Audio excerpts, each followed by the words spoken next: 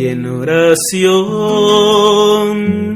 quiero preguntar, Señor, quiero escuchar tu voz, las palabras con tu amor, ser como eres tú. Hola queridos hermanos, soy el Padre Juan Carlos, queriendo compartir con ustedes otro de nuestros ejercicios espirituales de Cuaresma en este 2022. Comentaremos ahora la virtud de la fortaleza. Santo Tomás de Aquino nos recuerda que el término fortaleza puede tomarse en dos sentidos. Primero, en cuanto supone una firmeza de ánimo en abstracto. Si lo entendemos así, es una virtud general o más bien condición de toda virtud. Ya sea que, por ejemplo, Aristóteles decía que para la virtud se exige obrar firme y constantemente. En una segunda acepción puede entenderse la fortaleza en cuanto implica una firmeza de ánimo para afrontar y rechazar los peligros en los cuales es sumamente difícil mantener la firmeza.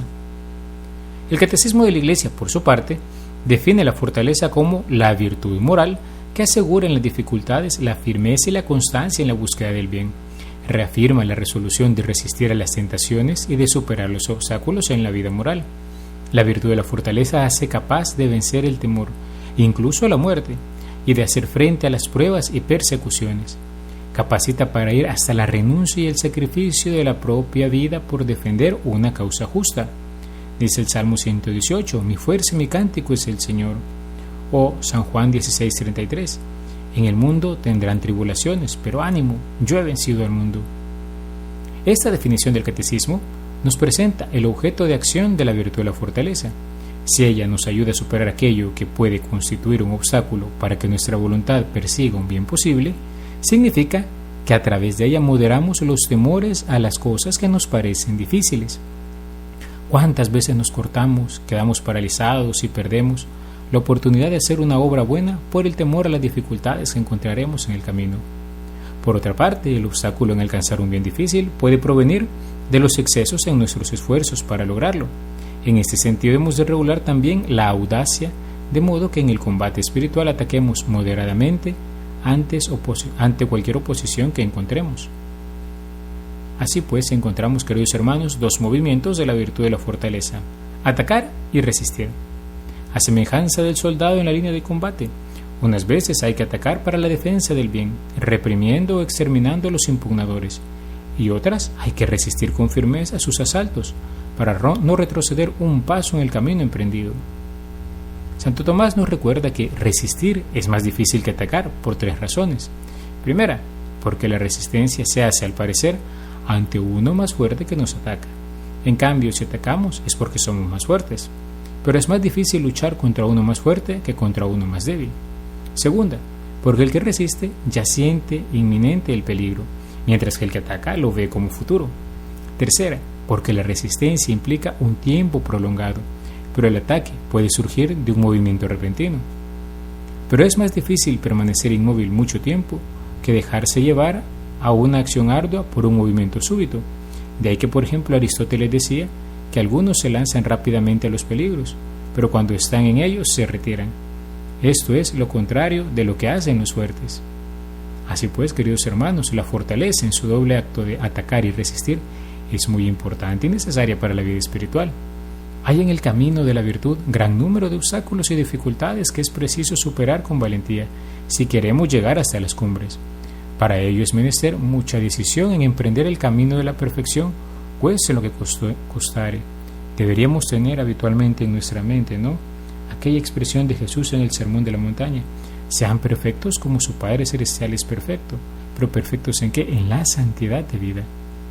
Hay que tener mucho valor para no asustarse ante la presencia del enemigo, mucho coraje para atacarle y vencerle, y mucha constancia y aguante para llevar el esfuerzo hasta el fin, sin abandonar las armas en medio del combate.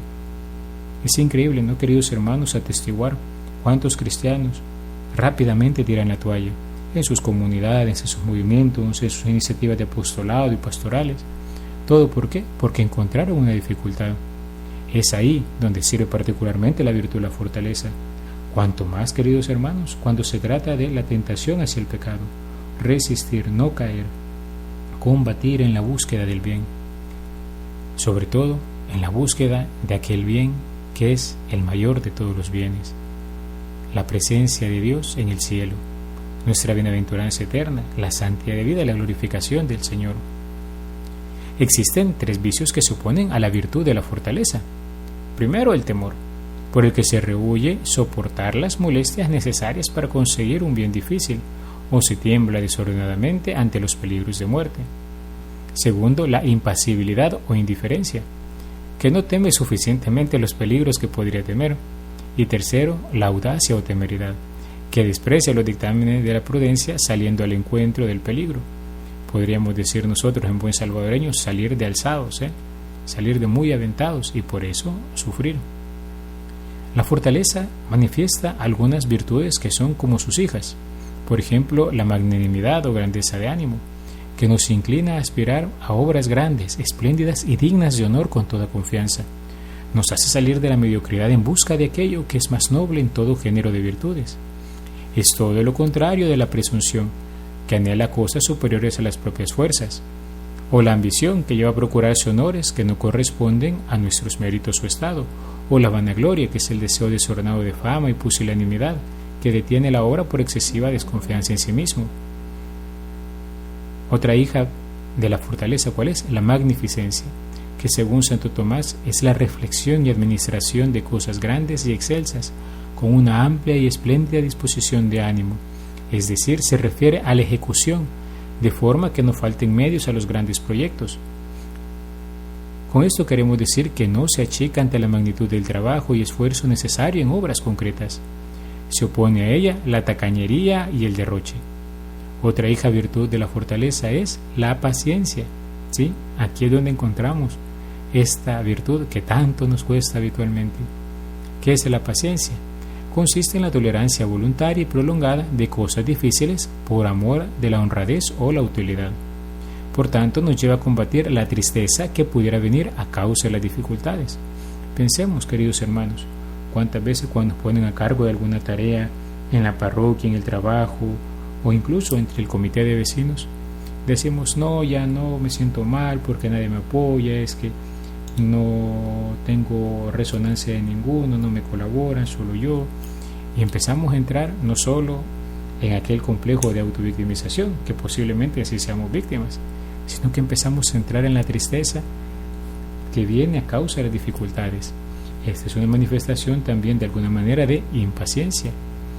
Pero por otra parte también tenemos que ver cómo en esos casos tenemos que combatir a través de las otras virtudes, hijas de la fortaleza, ¿no?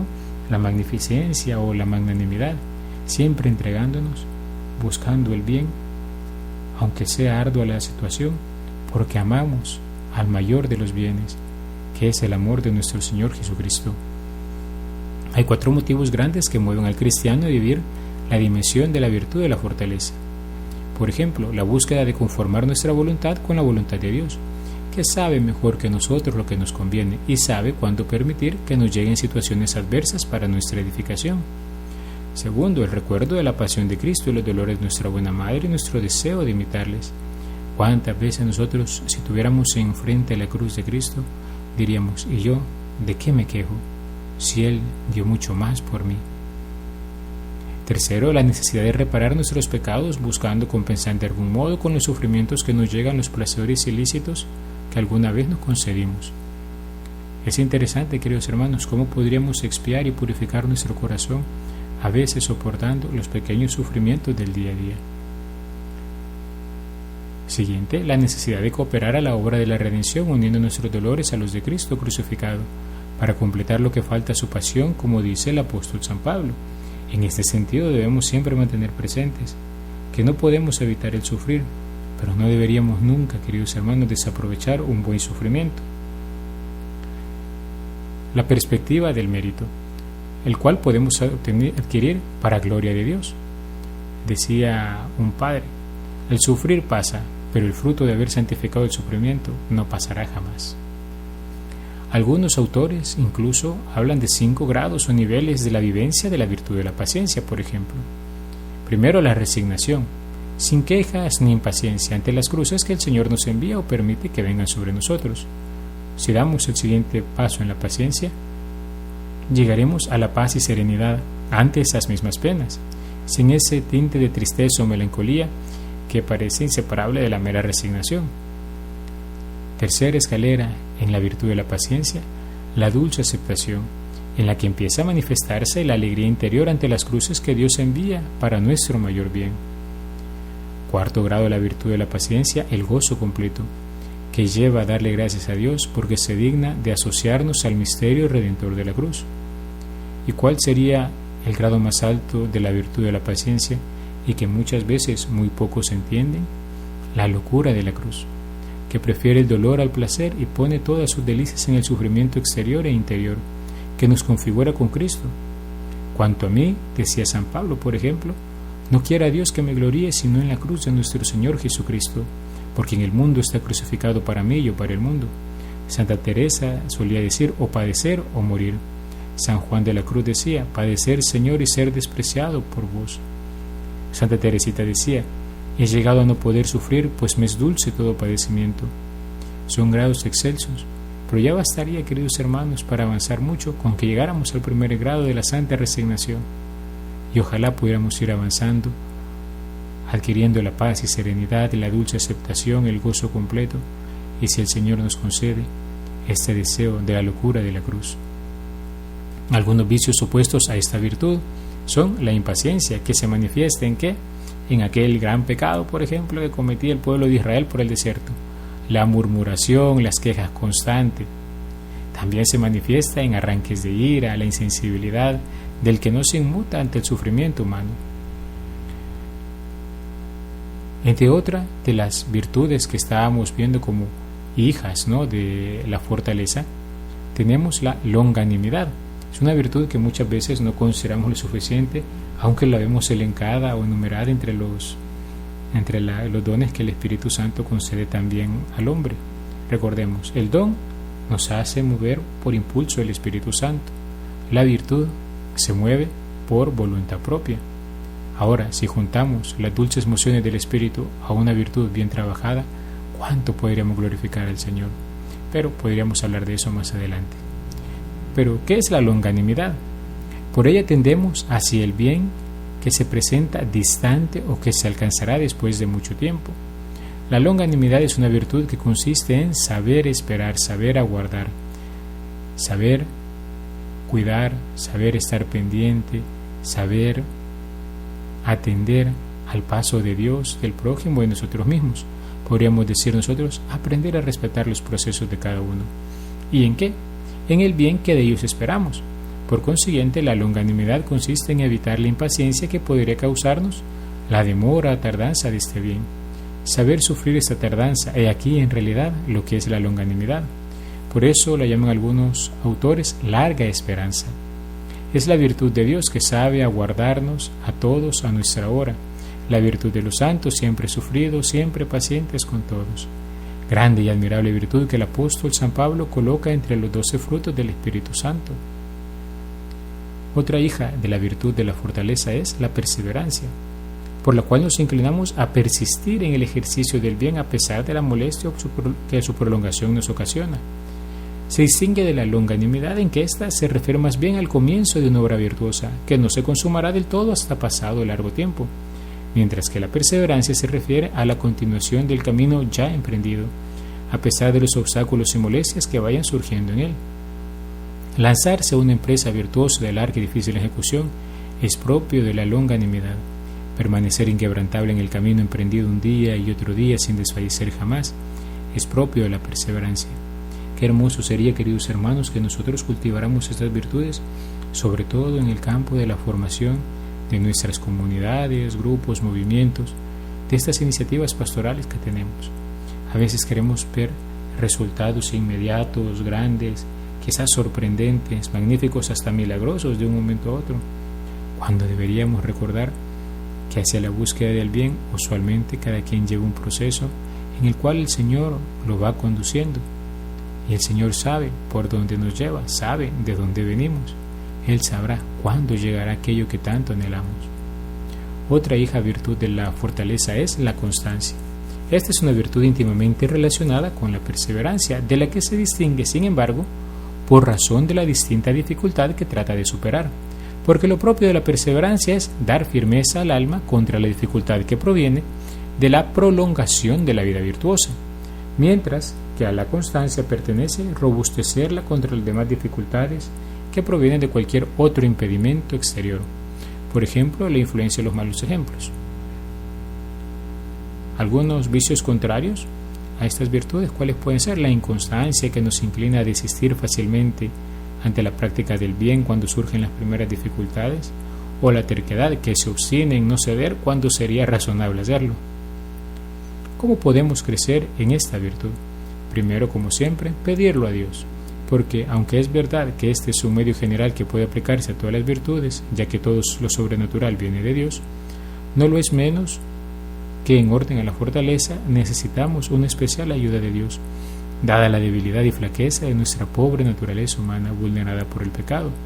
Sin el auxilio de la gracia no podemos nada, pero con Él lo podemos todo. Por eso la Sagrada Escritura nos inculca tan insistentemente la necesidad de pedir el auxilio de Dios.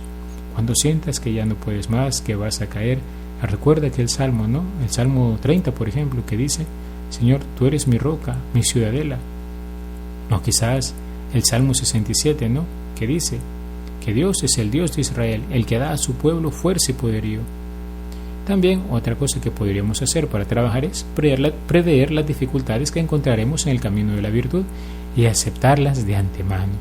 Esto lo recomienda, por ejemplo, Santo Tomás como una cosa conveniente a todos, y principalmente a los que no han adquirido todavía el hábito de obrar con fortaleza, porque así se va perdiendo poco a poco el miedo, y cuando sobreviene de hecho esas dificultades se las vence con intrepidez como cosa ya prevista de antemano.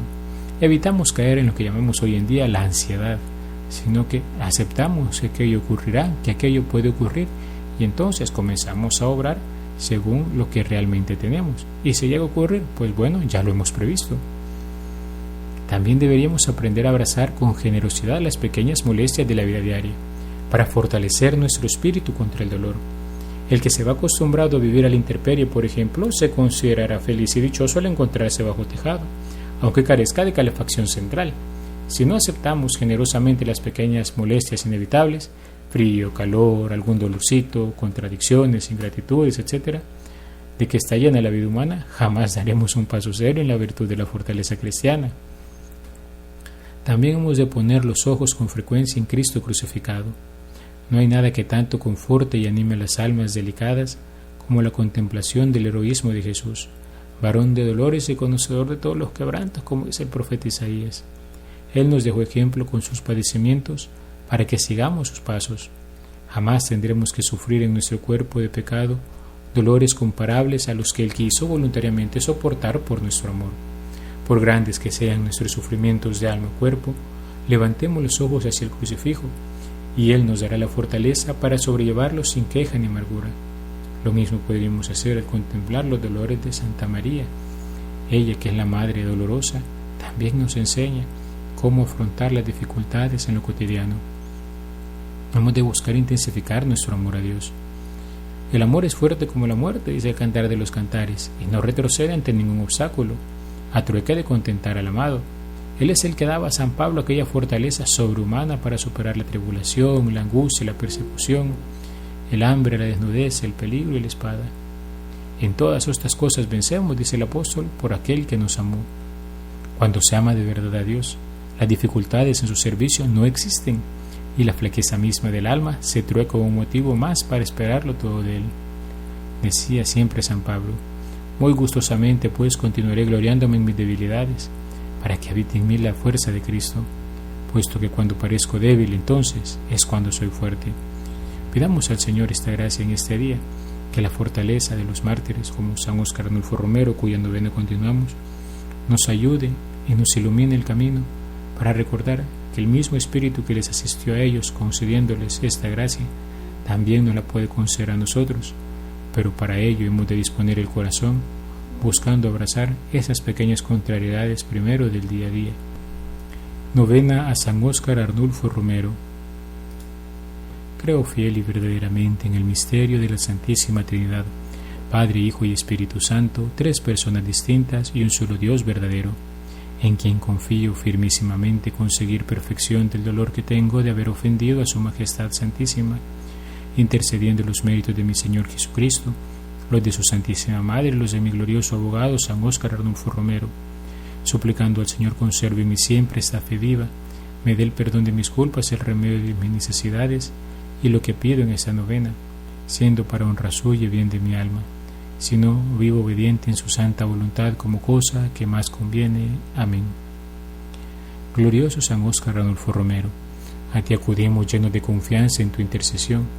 Nos sentimos atraídos a ti con una especial devoción y sabemos que nuestras súplicas serán más agradables a Dios nuestro Señor si tú, que tan amado eres de Él, se las presentas. Tu caridad, el reflejo admirable de la de Dios, te inclina a socorrer toda miseria, a consolar toda pena y a complacer todo deseo y necesidad, si ello ha de ser provechoso para nuestra alma. Mira pues nuestras miserias y penas, nuestros trabajos y necesidades, nuestros buenos deseos, y alcánzanos que aseguremos cada día más nuestra eterna salvación con la práctica de las buenas obras y la imitación de tus virtudes.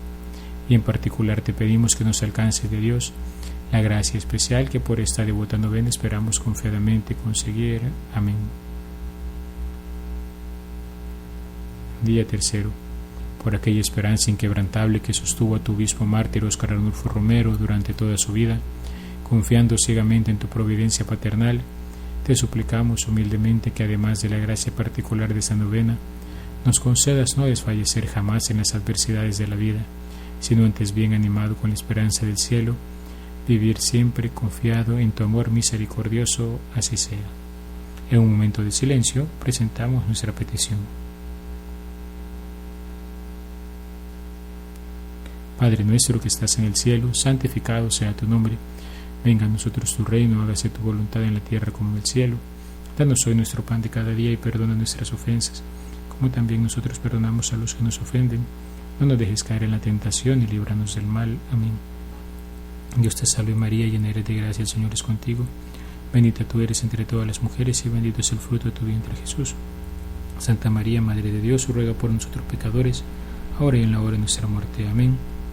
Gloria al Padre y al Hijo y al Espíritu Santo, como era en el principio, ahora y siempre, y por los siglos de los siglos. Amén. San Óscar Arnulfo Romero, ruega por nosotros. El Señor esté con ustedes y con tu espíritu, y la bendición de Dios Todopoderoso, Padre, Hijo y Espíritu Santo, descienda sobre ustedes y les acompañe siempre. Amén. Alabado sea Jesucristo, por siempre sea alabado. Dime, Señor, ¿en qué te puedo servir? Déjame conocer tu voluntad. Dime, Señor, en ti yo quiero